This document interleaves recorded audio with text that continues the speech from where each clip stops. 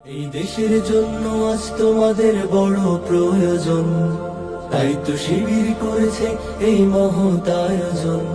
এই দেশের জন্য আজ তোমাদের বড় প্রয়োজন, তাই তো শিবির করেছে এই মহৎ আয়োজন। মেধাবী তরুণ সাহসী তোমরা জাগাও মনের ইচ্ছা, ছাত্র শিবির হাত বাড়িয়ে জানাই শুভেচ্ছা। পবিত্র আল কুরআন থেকে তেলাওয়াত করবেন। আল্লাযীনা জাআলুল কুরআনা ঈদীন। প্রিয় সংগঠন বাংলাদেশ ইসলামী ছাত্র শিবির আজকের এই গ্রাফিক আর্ট ইনস্টিটিউট কর্তৃক আয়োজিত নবীন শিক্ষার্থীদেরকে নিয়ে নবীন বরণ এবং কেরিয়ার গাইডলাইন প্রোগ্রামে উপস্থিত।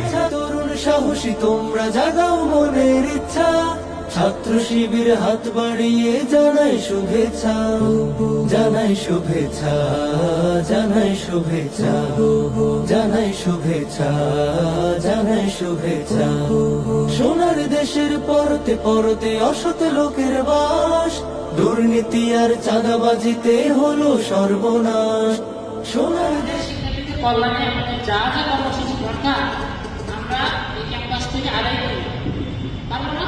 পরতে পরতে অসৎ লোকের বাস, দুর্নীতি আর চাঁদাবাজিতে হলো সর্বনাশ। সৎ দক্ষ নাগরিক আজ বড় প্রয়োজন, তাই তো শিবির করেছে এই মহৎ। আমাদের ছাত্র শিবিরের আয়োজনগুলো হয়।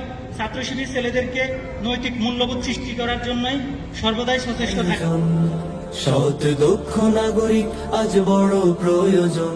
বাংলাদেশ ইসলামী ছাত্র শিবির যে ভিশনকে সামনে রেখে কাজ করে যাচ্ছে সেটি হলো সমৃদ্ধ বাংলাদেশ গড়ে তোলার লক্ষ্যে সৎ দক্ষ ও দেশপ্রেমিক নাগরিক তৈরি।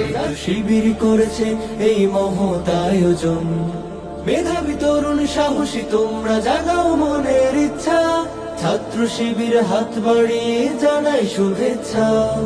মেধাবী তরুণ সাহসী তোমরা মানুষের বুকে লেখা ও মধুর নাম,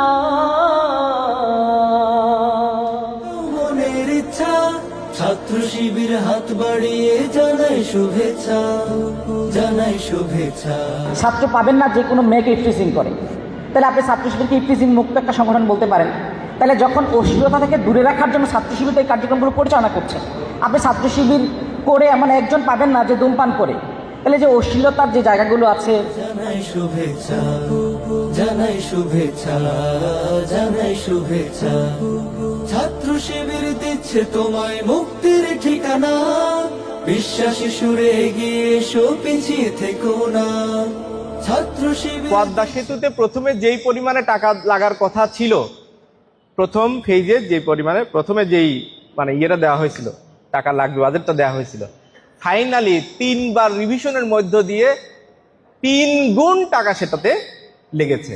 তার মানে এখন যে পদ্মা সেতুটা হয়েছে, প্রকৃতপক্ষে প্রথমে যে পদ্মা সেতু হওয়ার জন্য যেই টাকা অ্যালোকেট করার কথা ছিল তার কয় গুণ লাগলো? 3 গুণ। তার মানে এই টাকা দিয়ে সততার সাথে কাজ করলে কয়টা পদ্মা সেতু হওয়ার কথা ছিল? 3টা।